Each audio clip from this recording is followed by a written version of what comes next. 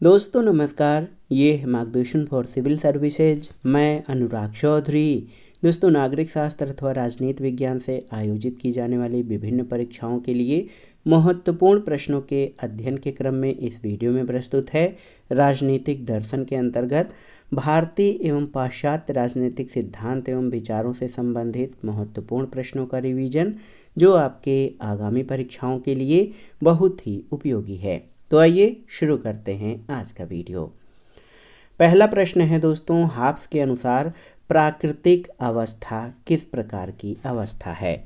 Option है सिर्फ पूर्व राजनैतिक है, सिर्फ पूर्व सामाजिक है, पूर्व राजनैतिक और पूर्व सामाजिक दोनों हैं, या उपर्युक्त में से कोई नहीं। तो सही उत्तर हाब्स के अनुसार प्राकृतिक अवस्था पूर्व राजनैतिक और पूर्व सामाजिक दोनों है। कैसे?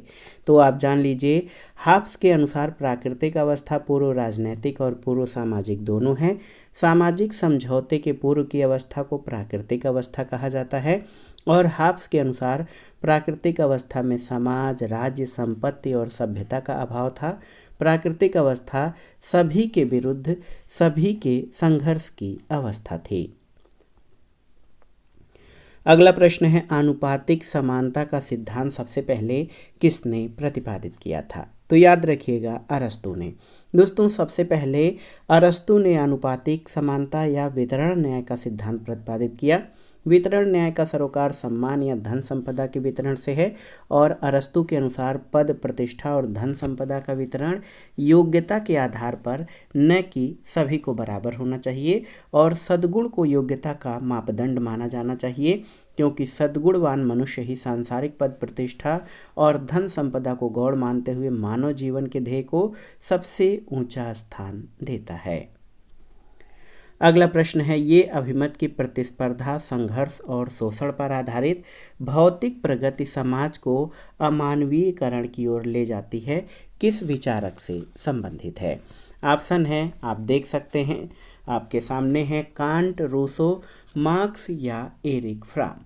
तो सही उत्तर मार्क्स।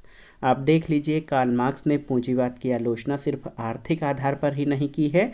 मार्क्स के अनुसार प्रतिस्पर्धा पर आधारित पूंजीवादी समाज उस भौतिक प्रगति को बढ़ावा देता है जो संघर्ष और शोषण पर आधारित है और अमानवीयकरण की ओर ले जाती है।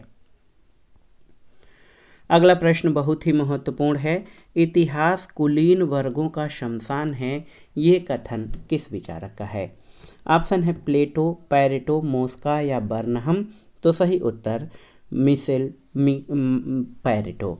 दोस्तों, पैरेटो अभिजन वर्ग के सिद्धांत का प्रमुख प्रवक्ता है। इसके अनुसार अभिजनों में संचरण होता है, कोई भी राजनीतिक अभिजन अस्थायी नहीं होता।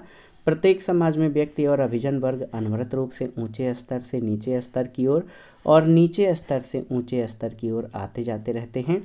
पतन कारक तत्वों की संख्या बढ़ती रहती है, और दूसरी ओर शासित वर्गों में ऊंचे गुणों से संपन्न तत्व उभरते रहते हैं। और पैरेटो का कहना है कि इस प्रक्रिया के माध्यम से समाज का प्रत्येक अभिजन वर्ग अंततः नष्ट हो जाता है और उसके स्थान पर दूसरे लोग आ जाते हैं। इसलिए पैरेटो ने इतिहास को कुलीन वर्गों का शमशान या कुलीन वर्गों का कब्रिस्तान कहा है। अगला प्रश्न है, राजनीतिक यथार्थवाद के मुख्य प्रवक्ता के रूप में किस विचारक को जाना जाता है? तो उत्तर है मार्गेनथाउ। दोस्तों, राजनीतिक यथार्थवाद का मुख्य प्रवक्ता हैंस जे मार्गेनथाउ है, और उसकी पुस्तक है पॉलिटिक्स एमंग नेशंस। इसमें मार्गेनथाउ ने शक्ति को अंतर्राष्ट्रीय राजनीति का केंद्र बिंदु माना है। उसकी दृष्टि में शक्ति राष्ट्रहित का प्रतिबिंब है, और मार्गेनथाउ ने यथार्थवाद को सैद्धांतिक आधार प्रदान किया है। अगला प्रश्न है, बहुलवाद का समर्थन किस विचारक ने किया है? आपको बताना है, प्लेटो, लास्की, मार्क्स या गार्नर। तो ये प्रश्न आसान है, आप जान लीजिए, इन विकल्पों में से लास्की ने बहुलवाद का समर्थन किया है। दोस्तों, संप्रभुता की अद्वैतवादिता या एकलवादी धारणा के विरुद्ध जिस विचारधारा का उदय हुआ उसे हम राजनीतिक बहुलवाद कहते हैं। इसको बहुसमुदायवाद भी कहा जाता है। बहुलवाद का मानना है कि सत्ता का केवल एक स्रोत नहीं, ये विभिन्न क्षेत्रों में विभाजनीय है और इसे विभाजित किया जाना चाहिए। ऑटो वान गियर के मेटलैंड, फिगिस, डिग्विट, क्रैब, जीडीएच कोल और हेराल्ड लास्की बहुलवाद के प्रमुख विचारकों में शामिल हैं। अगला प्रश्न है दोस्तों, इसमें से किसने बहुलवाद का समर्थन नहीं किया है? बेव, लिंडसे, क्रैब या हीगल? तो सही उत्तर आपका हो जाएगा हीगल। हीगल आदर्शवादी है, ये बहुलवादी विचारक नहीं है। आप जान लीजिए कि राज्य को ईश्वर की असीम सत्ता की श्रेणी में प्रतिष्ठित करते हुए हीगल जैसे आदर्शवादी ने कहा कि राज्य पृथ्वी पर ईश्वर का अवतरण है, ये पृथ्वी पर विद्यमान एक दैवी विचार है। उन्होंने लिखा है कि राज्य दैवी इच्छा है जो पृथ्वी पर अपने वास्तविक रूप में प्रकट होती है और ये पृथ्वी पर अपने वास्तविक रूप में प्रकट होती है। शेष अन्य विकल्प बहुलवाद के समर्थकों के अंतर्गत आते हैं। अगला प्रश्न एक कथन है, परिभाषा है कि कर्तव्यों के उचित क्रम निर्धारण का नाम नागरिकता है। नागरिकता की ये परिभाषा किससे संबंधित है? ऑप्शन है विलियम बॉयड, अरस्तु, लास्की या जे.एस. मिल। तो सही उत्तर विलियम बॉयड। दोस्तों, आज के जीवन में कर्तव्यों का क्रम निर्धारण बहुत महत्वपूर्ण है। व्यक्ति आदर्श नागरिक तभी बन सकता है जबकि उसके द्वारा विविध समुदायों के प्रति अपने कर्तव्यों को महत्व दिया जाए। कर्तव्यों के उचित क्रम निर्धारण के आधार पर ही व्यक्ति समाज, राज्य और मानवता की उन्नति में योगदान दे सकता है और कर्तव्यों का उचित क्रम निर्धारण आदर्श नागरिकता का सार है। और विलियम ब्राइट के शब्दों में कहा जा सकता है कि कर्तव्यों के उचित क्रम निर्धारण में ही नागरिकता निहित है। अगला प्रश्न है, सभ्य समाज राजनीतिक चिंतन में एक केंद्रीय अवधारणा नहीं है। हीगल के अनुसार, बेंथम के अनुसार, ग्रामसी के अनुसार या लेनिन के अनुसार? तो सही उत्तर बेंथम के अनुसार। दोस्तों, आप जान लीजिए कि सभ्य समाज राजनीतिक चिंतन में एक केंद्रीय अवधारणा नहीं है, ये बेंथम के अनुसार सही है। अगला प्रश्न है, सूची 1 का सूची 2 से सुमेलन करिए और दिए गए कूट से सही उत्तर का चयन करिए। कार्ल मार्क्स ये वर्ग संघर्ष से संबंधित हैं। लोहिया, सप्त क्रांति का विचार लोहिया से संबंधित है। जयप्रकाश नारायण ने टोटल रिवॉल्यूशन या समग्र क्रांति का विचार दिया और मिल जो है ये उपयोगितावाद में संशोधन करता है। तो सही उत्तर 1, 4, 2, 3। यहाँ पर मिलान देखिए, 1, 4, 2, 3 ऑप्शन बी आपका सही उत्तर हो जाएगा। अगले प्रश्न पर आते हैं। सूची 1 का सूची 2 से मिलान करिए और दिए गए कूट से सही उत्तर का चयन करना है आपको। देखिए, विचारक और राजनीतिक विचारों का मिलान करना है। जे.एस. मिल, इन्होंने महिला मताधिकार और श्रमिक सहकारी संस्थाओं की बात की। हाफ्स, तो हाफ्स सामाजिक समझौता का विचारक है।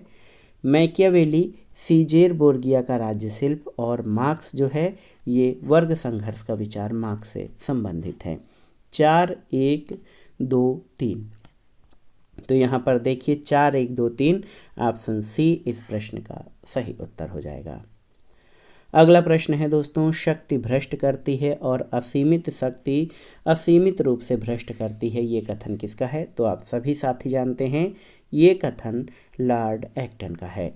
शक्ति भ्रष्ट करती है यानी power corrupts, absolute power corrupts absolutely. तो ये लॉर्ड एक्टन का कथन है। लॉर्ड एक्टन का मानना है कि शक्ति ही बुराई की जड़ है। कोई राजा या पोप जिसमें शक्ति केंद्रीकृत होती है वहाँ उसका दुरुपयोग करने के लिए प्रेरित होता है और इस संदर्भ में एक्टन ने कहा है कि शक्ति भ्रष्ट करती है। अगला प्रश्न है, तनाव शैथिल्य का निर्धारक तत्व कौन नहीं है, आपको बताना है। ऑप्शन है द्वितांत पर संबंध पारस्परिक राष्ट्रीय हितों की पूर्ति करते थे, आणविक आतंक और आणविक युद्ध का भय, शीत युद्ध का समरसतापूर्ण वातावरण और राष्ट्रीय प्राथमिकताओं में बुनियादी परिवर्तन। तो दोस्तों, आप जान लीजिए कि तनाव शैथिल्य का निर्धारक तत्व ऑप्शन डी नहीं है, राष्ट्रीय प्राथमिकताओं में बुनियादी परिवर्तन। और आप जान लीजिए तनाव शैथिल्य के लिए राष्ट्रीय प्राथमिकताओं में बुनियादी अंतर नहीं हुआ, बल्कि 1960 के दशक के आरंभ में दोनों महाशक्तियां ये अनुभव करने लगीं कि शीत युद्ध दोनों के लिए यदि हानिकारक नहीं तो लाभप्रद भी नहीं है। आर्थिक, राजनीतिक और सैनिक संबंधों में उन्हें एक दूसरे की कहीं न कहीं आवश्यकता हो जाती थी। इसलिए अपने संबंध सुधारने की दृष्टि से दोनों ने तनाव में लचीलापन पर लक्षित किया और इस प्रक्रिया में द्वितांत यानी तनाव शैथिल्य का युग आरंभ हुआ था। अगला प्रश्न है, निम्न में से सही कथन को चुनिए। आपको बताना है कि इनमें से कौन सा कथन सही है। 4 कथन दिए गए हैं आपके पास। राजनीतिक संस्कृति विश्वास और इतिहास की उपज नहीं है, तो ये सही नहीं है। राजनीतिक संस्कृति संरचना प्रदान नहीं करती, ये भी नहीं सही है। राजनीतिक संस्कृति सामान्य संस्कृति का अभिन्न अंग है, बिल्कुल सही है। और राजनीतिक संस्कृति दृष्टिकोण और विश्वास का संकलन नहीं है, ये भी सही नहीं है। दोस्तों, विभिन्न देशों की राजनीतिक संस्कृति भिन्न भिन्न होती है, क्योंकि राजनीतिक संस्कृति उस देश की सामान्य संस्कृति का अभिन्न अंग होता है और उसी से उसका उद्भव होता है। जैसे पश्चिमी यूरोप और एशिया के नागरिकों में लोकतांत्रिक भावना और सार्वजनिक दायित्व में अंतर पाया जाता है। अगला प्रश्न है, इनमें से कौन राजनीतिक संस्कृति का संघटक नहीं है। अनुभविक विश्वास, व्यक्तिपरक हित, मूल्य अभिरुचियां और प्रभावी अनुक्रियाएं। तो सही उत्तर व्यक्तिपरक हित। दोस्तों, व्यक्तिपरक हित जो है राजनीतिक संस्कृति का अंग या संघटक नहीं है। आमंड ने अपने एक निबंध कंपेरेटिव पॉलिटिकल सिस्टम में राजनीतिक संस्कृति शब्द का उल्लेख किया। राजनीतिक संस्कृति मोटे तौर पर 3 तत्वों का समूह होती है। इसमें अनुभविक विश्वास, मूल्य अभिरुचियां और प्रभावी अनुक्रियाएं शामिल हैं। अगला प्रश्न है, राजनीतिक संस्कृति का अभिप्राय है किससे। तो सही उत्तर हो जाएगा दोस्तों, राजनीतिक संस्कृति का अभिप्राय राजनीतिक मूल्य, विश्वास और दृष्टिकोण से है। ऑप्शन सी आपका सही उत्तर है। देखिए, राजनीतिक संस्कृति एक व्यक्तिपरक मूल्य वर्ग है। इसमें राजनीतिक अनुभूति, भावनाओं, व्यवहार, मूल्यों और इस तरह के राजनीतिक विचारधारा के रूप में राजनीतिक मनोविज्ञान के विभिन्न तत्वों, राजनीतिक आदर्शों, विश्वासों, सिद्धांतों का मूल्यांकन मापदंड है। अगला प्रश्न है दोस्तों, महत्वपूर्ण है कि लुशियन पाई द्वारा चिन्हित राजनीतिक विकास के 3 सामान्य लक्षण कौन से हैं। तो याद रखिएगा, याद होना चाहिए समानता, क्षमता और विभिन्नीकरण। दोस्तों, समानता, क्षमता और विशिष्टीकरण, ये 3 जो हैं, ये आप जान लीजिए लुशियन पाई द्वारा चिन्हित राजनीतिक विकास के 3 सामान्य लक्षण हैं।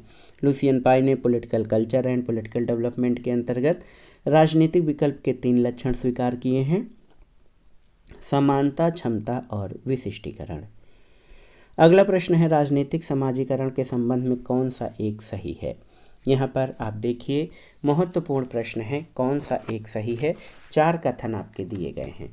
पहला है कि ये एक निरंतर प्रक्रिया है, बिल्कुल सही है। ये प्रक्रिया प्रत्येक समाज में नहीं होती, सही नहीं है। यह एक प्राचीन धारणा है, सही नहीं है। उपर्युक्त सभी। तो दोस्तों, राजनीतिक सामाजिकरण या पॉलिटिकल सोशलाइजेशन एक निरंतर प्रक्रिया है, यानी ये जीवन भर चलने वाली एक सतत प्रक्रिया है। साथ ही ये सार्वभौम प्रक्रिया है, क्योंकि ये सभी राजनीतिक समाजों में चलती रहती है। तुलनात्मक राजनीति की अनेक नवीन अवधारणाओं में राजनीतिक सामाजिकरण भी राजनीति विज्ञान की एक नवीन अवधारणा है। अगला है, इनमें से कौन राजनीतिक व्यवस्था का लक्षण नहीं है, आपको बताना है। देखिए, राजनीतिक व्यवस्था के अंग एक दूसरे पर निर्भर नहीं होते। राजनीतिक व्यवस्था की सीमा होती है। राजनीतिक व्यवस्था का पर्यावरण होता है और राजनीतिक व्यवस्था का वैध बाह्यकरण शक्ति होती है। तो कौन सा लक्षण नहीं है। ऑप्शन ए आपका लक्षण नहीं है। इसमें आप देख सकते हैं कि आमंड और पावेल ने राजनीतिक व्यवस्था के कुछ लक्षण जो हैं बताए हैं। वो कौन कौन से हैं कि भागों की अंतर्निर्भरता या अंतर संबंधित गतिविधियां, राजनीतिक व्यवस्था की सीमा, राजनीतिक व्यवस्था का पर्यावरण और वैध बाह्यकारी शक्ति।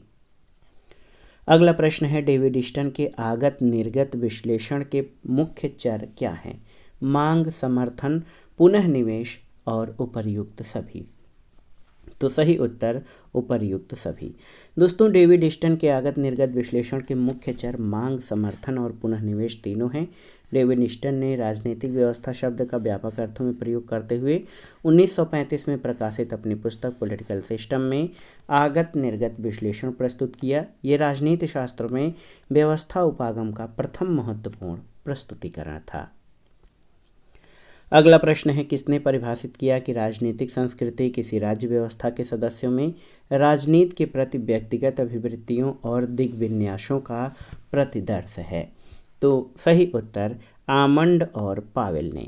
दोस्तों आमंड और पावेल के अनुसार राजनीतिक संस्कृति किसी राज्य व्यवस्था के सदस्यों में राजनीति के प्रति व्यक्तिगत अभिवृत्तियों और दिग्विन्यासों का प्रतिदर्श है।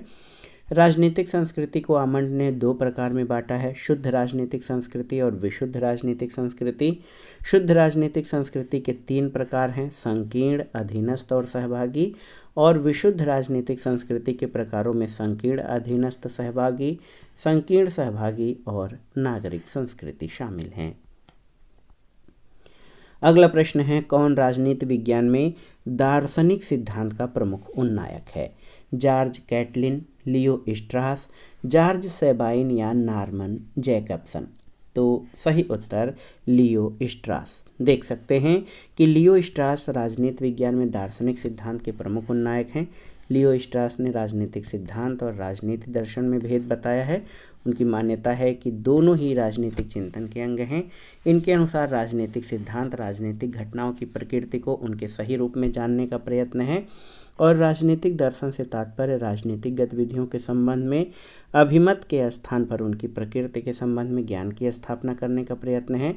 राजनीतिक गतिविधियों की प्रकृति और अच्छी राजनीतिक व्यवस्था के स्वरूप को उनके सही रूप में जान लेने का प्रयत्न है।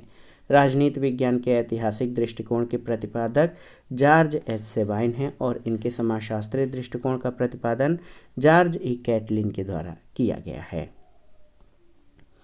अगला प्रश्न है, गुट तंत्र के लौह नियम यानी आयरन लॉ ऑफ ओलिगार्की का प्रतिपादन किसने किया है? तो सही उत्तर रॉबर्ट मिचेल्स ने। दोस्तों रॉबर्ट मिचेल्स ने 20वीं शताब्दी के प्रारंभ में जो है एक नियम का प्रतिपादन किया जिसे गुटतंत्र का लौह नियम कहा जाता है। मिचेल्स एक जर्मन समाज वैज्ञानिक था। इसे राजनीतिक समाज विज्ञान का अग्रदूत माना जाता है। मोस्का, पैरेटो और मैक्स वेबर के साथ इसे विशिष्ट वर्गवाद या अभिजनवाद का प्रवर्तक माना जाता है। मिचेल्स ने अपनी कृति पॉलिटिकल पार्टीज में अपना प्रमुख सिद्धांत गुटतंत्र का लौह नियम दिया था। मिचेल्स की मान्यता है कि सभी संगठित समूह, चाहे वे राज्य हो, राजनीतिक दल हो, मजदूर संघ हो, व्यवहार के धरातल पर गुटतंत्र का रूप धारण कर लेते हैं। उनमें सारी शक्ति गिने चुने नेताओं या व्यक्तियों के हाथ में केंद्रित हो जाती है, चाहे उसका औपचारिक स्वरूप कैसा भी क्यों न हो। पैरेटो की पुस्तक द माइंड एंड सोसाइटी है। इसमें अपना प्रमुख सिद्धांत सर्कुलेशन ऑफ एलीट या जो अभिजन हैं उनके संचरण का सिद्धांत दिया है। मोस्का ने अपनी कृति द रूलिंग क्लास में स्वतंत्र चुनाव की व्यवस्था को झूठी परिकल्पना कहा है। अगला प्रश्न एक महत्वपूर्ण कथन है जो बार बार आता है कि मंत्रिमंडलीय उत्तरदायित्व के लबादे में नौकरशाही पनपती है। ये कथन किसका है? तो ये रैमजे मेयर का कथन है। दोस्तों रैमजे मेयर के अनुसार हमारी शासन प्रणाली में नौकरशाही की शक्ति बहुत ज़्यादा है, चाहे वह प्रशासन हो, विधायन हो या वित्त हो। वो मंत्रिमंडलीय उत्तरदायित्व के लबादे में फ्रैंकेस्टीन के दैत्य की भांति पनपी और विकसित हुई और वह अपने पैदा करने वाले को ही खा जाना चाहती है। अगला प्रश्न है, तटस्थता राज्यों की वह अवस्था है जिसमें युद्ध के समय वे इस संघर्ष में भाग नहीं लेते और दोनों युद्धरत पक्षों से अपना शांतिपूर्ण संपर्क बनाए रखते हैं। ये कथन निम्नांकित में से किसका है? ऑप्शन है लास्की, प्लेटो, अरस्तु या लॉरेंस। तो सही उत्तर लॉरेंस। दोस्तों लॉरेंस के अनुसार तटस्थता जो है राज्यों की वो अवस्था है जिसमें युद्ध के समय वे इस संघर्ष में भाग नहीं लेते और दोनों युद्धरत पक्षों से अपना शांतिपूर्ण संपर्क बनाए रखते हैं। अंतर्राष्ट्रीय कानून में न्यूट्रलिटी या तटस्थता ऐसी अवधारणा है जिसका संबंध केवल युद्ध की अवस्था से है। अगला प्रश्न है, उपलब्ध समय के अनुसार काम का विस्तार होता जाता है। ये कथन किसका है? तो आप याद रखिए ये कथन दोस्तों नॉर्थियोट पार्किंसन का है। नॉर्थियोट पार्किंसन के अनुसार उपलब्ध समय के अनुसार काम का विस्तार होता जाता है। अगला प्रश्न मैक्स वेबर के बारे में है कि मैक्स वेबर हैं क्या? तो सही उत्तर मैक्स वेबर एक जर्मन राजनीति विज्ञानी और समाज वैज्ञानिक थे और नौकरशाही सिद्धांत को व्यवस्थित रूप में प्रतिपादित करने का श्रेय इनको दिया जाता है। अगला प्रश्न है, किसने कहा है कि सत्ता औचित्यपूर्ण शक्ति है? ऑप्शन है मैक्स वेबर, गैब्रियल आमंड, अरस्तु या हॉब्स। तो सही उत्तर मैक्स वेबर। मैक्स वेबर ने सत्ता के 3 प्रकार बताए हैं, परंपरागत सत्ता, करिश्माई सत्ता और वैधानिक सत्ता। वेबर इसमें से वैधानिक सत्ता को महत्वपूर्ण मानते हैं और कहते हैं कि सत्ता एक निर्दिष्ट भूभाग में भौतिक बल के विधि सम्मत प्रयोग के एकाधिकार का दावा करते हैं। अगला प्रश्न है, निम्नलिखित विचारकों को उनसे संबद्ध विचार परंपराओं के साथ सुमेलित करिए। एडमंड बर्ग ये रूढ़िवाद से संबंधित हैं। रॉबर्ट नोजिक ये इच्छा स्वातंत्र्य से संबंधित हैं। जेरमी बेंथम का संबंध आप जानते हैं उपयोगितावाद से। और अल्सेदर मैकिंटायर ये समुदायवाद से संबंधित हैं। तो यहाँ पर देखिए 3, 2, 4, 1 विकल्प पर आते हैं। 3, 2, 4 और 1 ऑप्शन डी आपका सही उत्तर है। अगला प्रश्न है, सत्ता के 3 सर्वांगपूर्ण प्रकार की अवधारणा का प्रतिपादन किसने किया था, आपको बताना है। ऑप्शन है प्लेटो, हीगल, मैक्स वेबर और कार्ल पॉपर। तो आप जानते हैं मैक्स वेबर। दोस्तों मैक्स वेबर ने सत्ता के वर्गीकरण का प्रयास किया। वेबर का नौकरशाही सिद्धांत सत्ता के सिद्धांत का एक भाग है और वेबर ने सत्ता के 3 प्रकार बताए हैं, पारंपरिक सत्ता, श्रद्धा अथवा करिश्माई सत्ता और वैधानिक प्रभुत्व।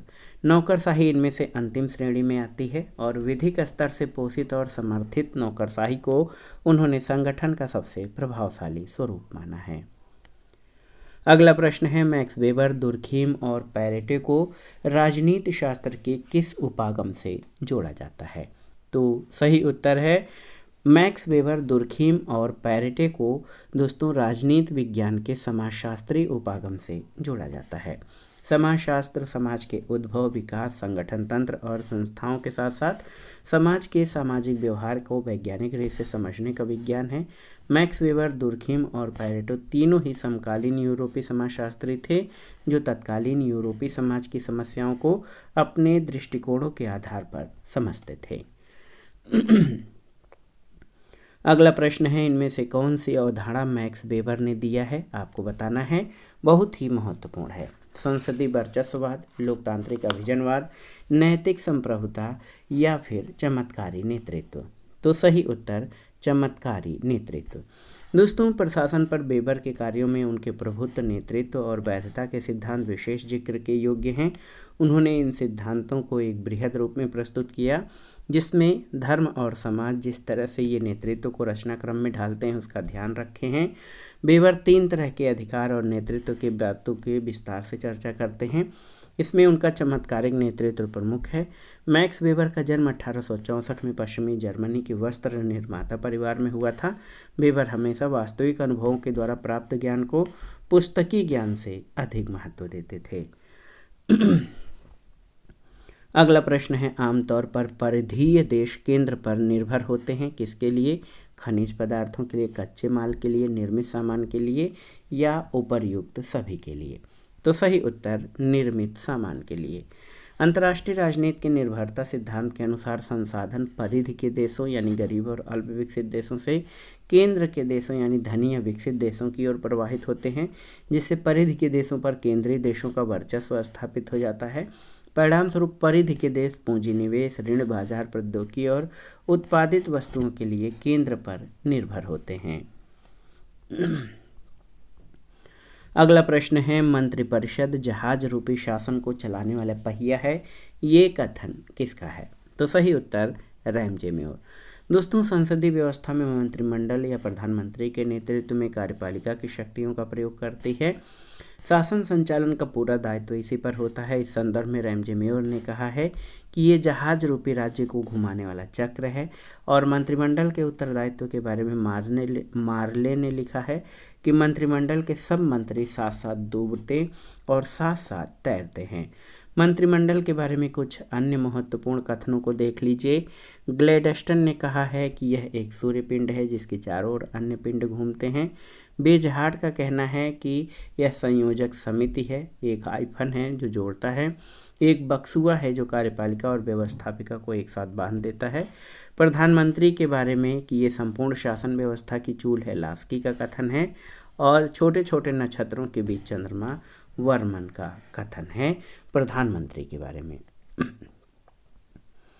अगला प्रश्न है, एक कथन है कि समाज की उन्नति के लिए विज्ञान की प्रबुद्ध तानाशाही आवश्यक है। ये कथन किस विचारक का है, आपको बताना है। तो उत्तर है फ्रांसिस बेकन। दोस्तों फ्रांसिस बेकन, इनका समय काल 1561 से 1626 का है। इनका जन्म लंदन के एक शक्तिशाली परिवार में हुआ और अनुभववाद का दर्शन इन्हें विरासत में मिला। ये शेक्सपियर के समकालीन थे। बेकन के अनुसार मनुष्य प्रकृति का एक सेवक और दुभाषिया है। इन्होंने समाज की उन्नति के लिए विज्ञान की प्रबुद्ध तानाशाही को आवश्यक बताया है। अगला प्रश्न है, अंतर्राष्ट्रीय राजनीति के यथार्थवादी दृष्टिकोण में निम्नलिखित में से किस विद्वान का योगदान नहीं है। ऑप्शन है जॉर्ज कैनन, रोनाल्ड नेबुर, हैंस मार्गेनथाउ या अब्राहम लिंकन। तो सही उत्तर अब्राहम लिंकन। दोस्तों अंतर्राष्ट्रीय राजनीति के यथार्थवादी दृष्टिकोण या रियलिस्टिक अप्रोच के विकास में कई विद्वानों का योगदान रहा है, जिसमें George Kennan, Ronald Niebuhr, George Schwarzenegger, doctor Henry Kissinger और हैंस मार्गेनथाउ प्रमुख हैं। अब्राहम लिंकन प्रजातांत्रिक व्यवस्था के पोषक थे। अगला प्रश्न है, एंटोनियो ग्राम्सी के अनुसार नागरिक समाज की संस्थाएं क्या हैं। ऑप्शन है देखिए, परिवार, पाठशाला, धार्मिक संस्थाएं या उपर्युक्त सभी। तो सही उत्तर उपर्युक्त सभी। दोस्तों एंटोनियो ग्राम्सी के अनुसार संरचना के 2 स्तर हैं। पहला राज्य, पुलिस, सरकार और न्यायपालिका, जो बाध्यकारी रूप में कार्य करते हैं। इसके कार्य करने का आधार शक्ति होती है। दूसरा सभ्य समाज या नागरिक समाज, जिसमें मुख्य रूप से ट्रेड यूनियन, चर्च, धार्मिक संस्थाएं, परिवार, विश्वविद्यालय आदि शामिल होते हैं। इसके कार्य करने का आधार शक्ति नहीं, सहमति होती है। इसलिए ग्राम्सी के अनुसार नागरिक समाज की संस्थाओं में परिवार, पाठशाला और धार्मिक संस्थाएं तीनों शामिल हैं। अगला बहुत ही महत्वपूर्ण प्रश्न है कि अंतर्राष्ट्रीय राजनीति राष्ट्रों के बीच निरंतर होने वाले शक्ति संघर्ष के अतिरिक्त कुछ नहीं है। ये कथन किसका है। तो ये यथार्थवाद के प्रवर्तक मार्गेनथाउ का कथन है। हैंस जे मार्गेनथाउ के शब्दों में अंतर्राष्ट्रीय राजनीति राष्ट्रों के बीच निरंतर होने वाले शक्ति संघर्ष के अतिरिक्त कुछ नहीं, और अंतर्राष्ट्रीय राजनीति का अंतिम लक्ष्य चाहे कुछ भी हो, शक्ति सदैव तात्कालिक उद्देश्य रखती है। और मार्गेनथाउ को यथार्थवादी दृष्टिकोण का प्रमुख प्रवक्ता माना जाता है। अगला प्रश्न है दोस्तों, आर्थिक मानव या इकोनॉमिक मैन की संकल्पना किसने प्रस्तुत की है। तो उत्तर है एडम स्मिथ ने। दोस्तों याद रखिएगा, आर्थिक मानव की संकल्पना एडम स्मिथ ने प्रस्तुत की थी। इनकी प्रसिद्ध पुस्तक inquiry into the nature and causes of the wealth of nations 1776 में इनकी संकल्पना प्रस्तुत की गई। और एडम स्मिथ को आधुनिक अर्थशास्त्र का जनक कहा जाता है।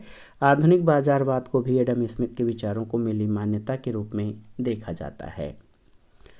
अगला प्रश्न और आज के वीडियो का जो भाग 4 हम कवर कर रहे हैं, इसका आखिरी प्रश्न है कि प्रत्येक विचारक अपने युग का शिशु होता है। ये कथन किसका है। ऑप्शन है डनिंग, मैकियावेली, रूसो या साइमन। तो सही उत्तर डनिंग का कथन मैकियावेली के बारे में है। दोस्तों प्रोफेसर डनिंग ने मैकियावेली के संबंध में कहा कि ये प्रतिभा संपन्न फ्लोरेंस वासी वास्तविक अर्थों में अपने युग का शिशु था। साधारणतया प्रत्येक दार्शनिक और विद्वान अपने युग का शिशु होता है, क्योंकि उसके चिंतन पर समकालीन परिस्थितियों, घटनाओं और प्रचलित विचारधाराओं का प्रभाव पड़ता है। साथ ही वो अपने देश और काल के रंग में रंगा होता है। फिर भी राजनीतिक विचारों के इतिहास में मैकियावेली को ही अपने युग के शिशु की संज्ञा दी जाती है। तो दोस्तों ये था आज का वीडियो। नागरिक शास्त्र अथवा राजनीति विज्ञान से आयोजित किए जाने वाले विभिन्न प्रश्नों के अध्ययन के क्रम में इसमें हमने राजनीतिक विचारधारा के अंतर्गत भारतीय और पाश्चात्य राजनीतिक चिंतन और विचारों से संबंधित महत्वपूर्ण प्रश्नों को कवर किया। ये प्रश्न आपके आगामी विभिन्न परीक्षाओं के लिए बहुत ही उपयोगी हैं, आप इनको तैयार कर लीजिएगा। इसमें हमने केवल उन सिलेक्टेड क्वेश्चंस को शामिल किया है जो आपके आगामी परीक्षाओं के लिए जो है संभावित और महत्वपूर्ण है। तो आप इन सभी प्रश्नों को अच्छे से तैयार करिएगा। जो भी तथ्य आपको कठिन लगे उनको अलग से नोट करते चलिएगा, ताकि एग्ज़ाम टाइम रिवीजन में आसानी रहे। तो दोस्तों ये वीडियो यहीं पर हम समाप्त करते हैं। इसका अगला भाग हम अगले वीडियो में प्रस्तुत करेंगे। वीडियो को लाइक करें, शेयर करें और इस चैनल मार्गदर्शन फॉर सिविल सर्विसेज को सब्सक्राइब करें। वीडियो देखने के लिए धन्यवाद दोस्तों, नमस्कार।